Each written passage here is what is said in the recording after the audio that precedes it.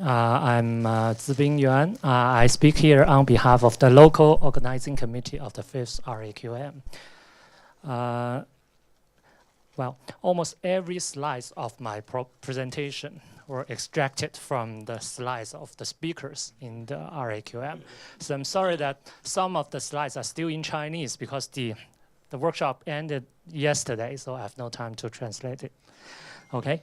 So all of you know that previously, the air pollution in Hong Kong is very serious. In China was quite serious, and starting from 2013, something happened.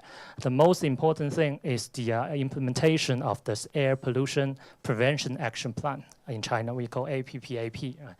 Well, the target of this APPAP is to reduce the pollutant level in this area, the whole country, Pearl River Delta, Yangtze River Delta, and Beijing, Tianjin, Hebei area by some extent. Well, the most ambitious job is in this area. I want to reduce by 25%, okay? And in 2015, well, that one is the action plan. Now, there was a law. It is called a law on the prevention and control of air pollution, with some more stringent measures to control air pollution. And they have a more ambitious vision to have a stepwise attainment. Because in China, the attainment level is to have PM2.5 annual average less than 35 microgram per meter cube. Okay. In China, we have a very special plan. We call it FiveYear plan. FiveYear plan. So the 13th FiveYear plan started in 2016. Okay, so the 14th is 2021, right? Just like this. So the target is that to have the PRD get attained in the 13th plan, Yangtze River Delta attained in the 14th plan, and the Beijing area attained in the 15th plan. Yeah, but we achieved earlier than that. Other than that, we also have a very significant improvement on the air quality monitoring effort.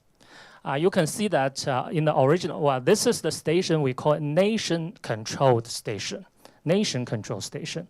In 2013, we only have 74. And after 3 years, the nation-controlled station has increased to over 300.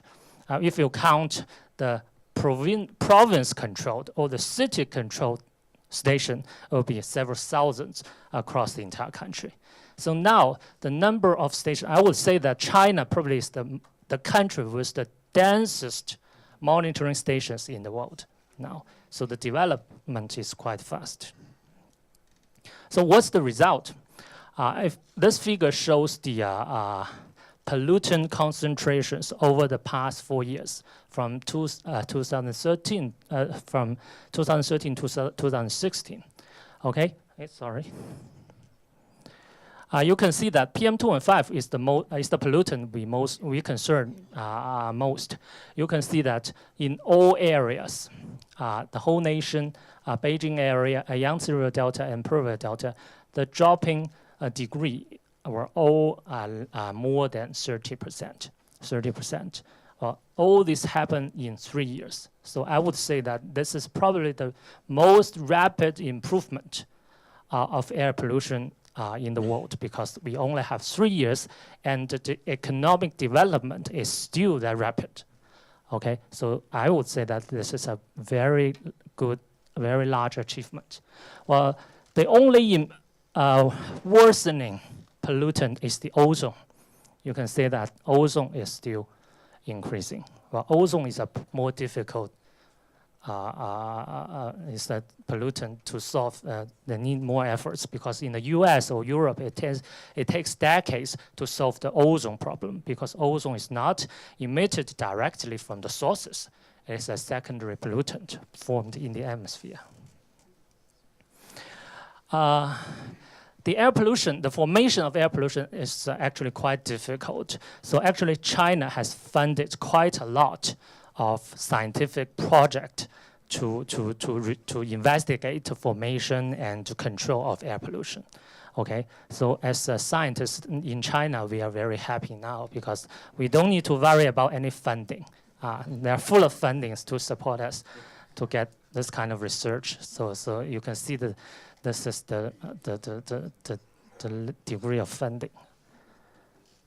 Yeah, and also the monitoring, the infrastructure development is also very, very fast. And now this is the Beijing area. We have this kind we call 3D monitoring network by combining the ground level monitoring, the satellite remote sensing, and also the aircraft monitoring. So we have a 3D monitoring campaign. This is happening now. And this is probably the largest one in the world.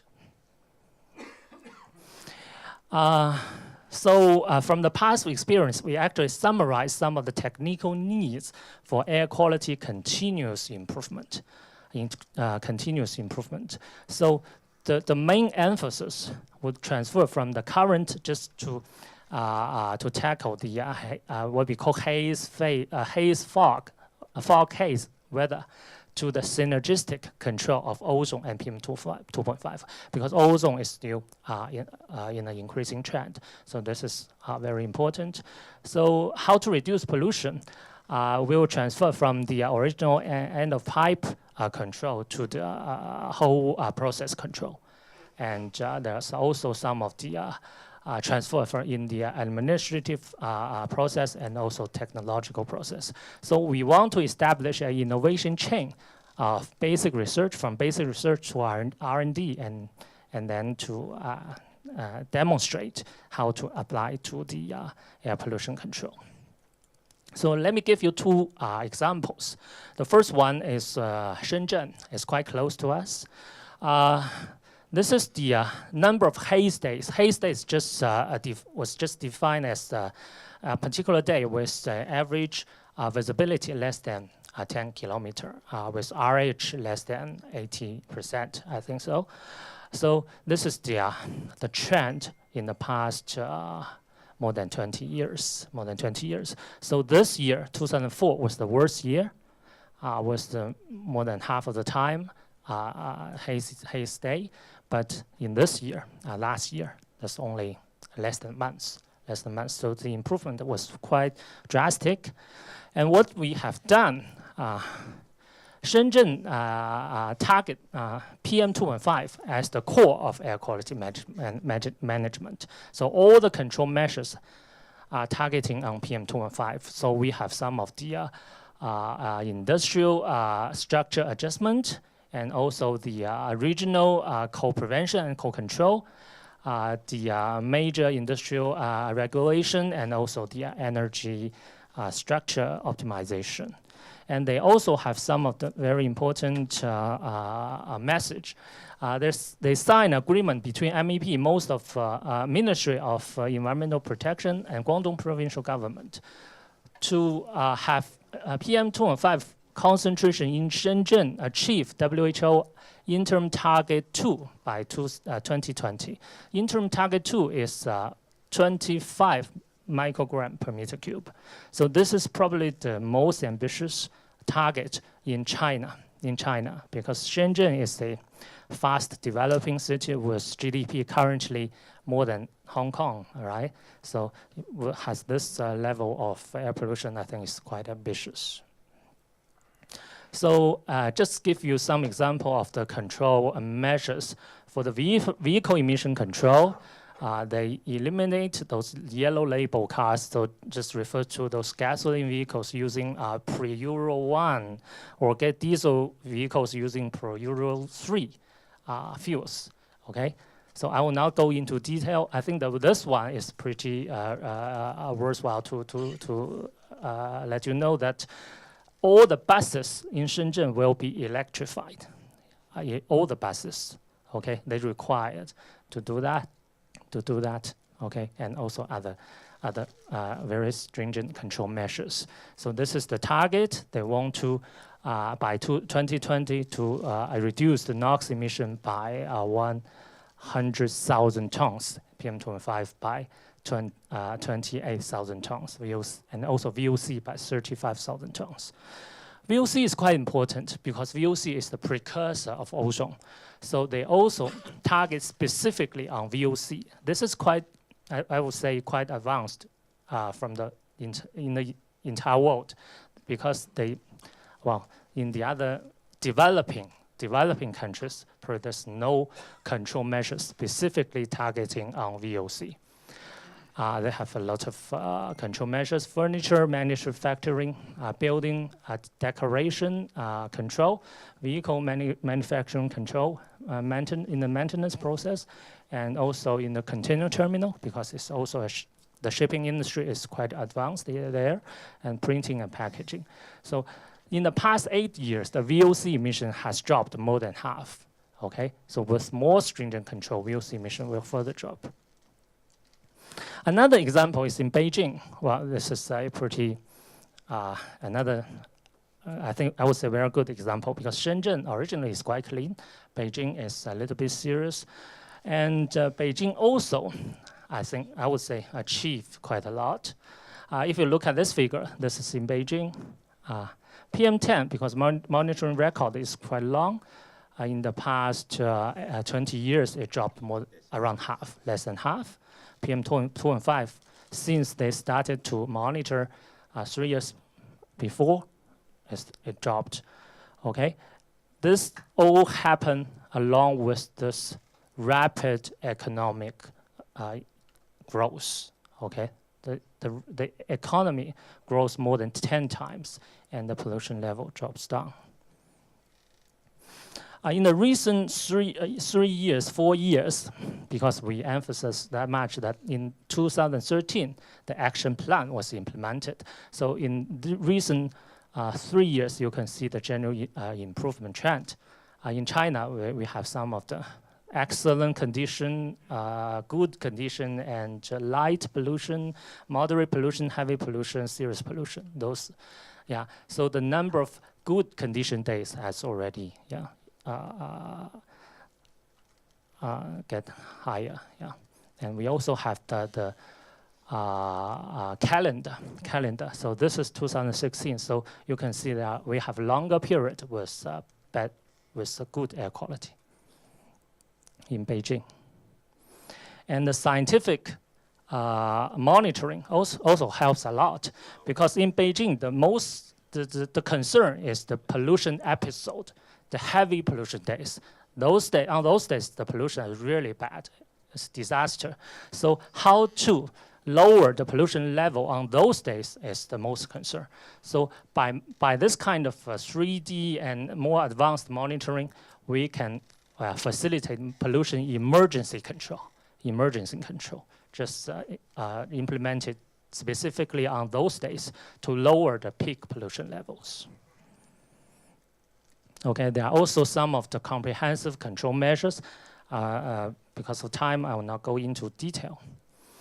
Okay, one of the things I want to talk is a kind of innovative things in China, what they call pilot program for Trans-Regional Environmental Protection Agency. Because in China, the air pollution control measures is just formulated by different provinces. So the administrative border is quite clear.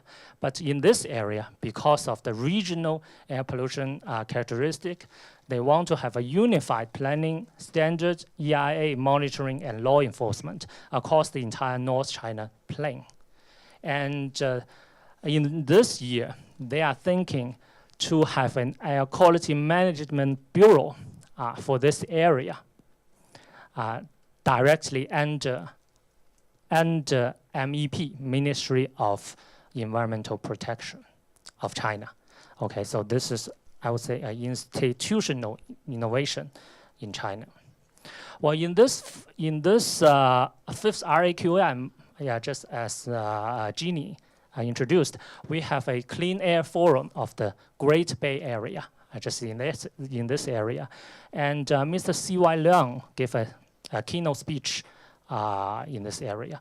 I think there are several interesting messages about the collaboration between Hong Kong and Guangdong. He mentioned that the air pollution control collaboration probably is the first one of regional collaboration effort between Hong Kong and Guangdong. Okay, because he said two governments has not worked together. Yeah, and because this collaboration started just right after the handover of Hong Kong to China. And for the future, for the Great Bay Area, because in this area, the total GDP is already more than South Korea GDP. So in this area, we have to join together. And the economic cooperation is not the only area. Environmental degradation has to be reversed, and the environmental quality has to be promoted. Ecological civilization is a very popular term now in China, and we will promote that.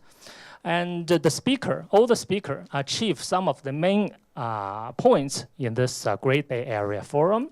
The first one is that air pollution control in the PRD played a leading and demonstrating role to the air quality management in other parts of China in the past 20 years. And this kind of role should be strengthened. Environmental quality is the aspect with the largest gap between this area and other major Bay Area in the world, for example, San Francisco and Tokyo. But in terms of GDP, probably we are getting better and better, and the gap is closer, but the environmental quality, we still have a large gap with them. Okay? So in order to build up a livable GBA, the air pollution control is the leading requirement of this ecological civilization. And the target is that we will have the same quality level as them. But we are still in a process of rapid economic development. So this is a very difficult problem to solve. So the pollution control strategies must be accurate, thus need scientific research to back up.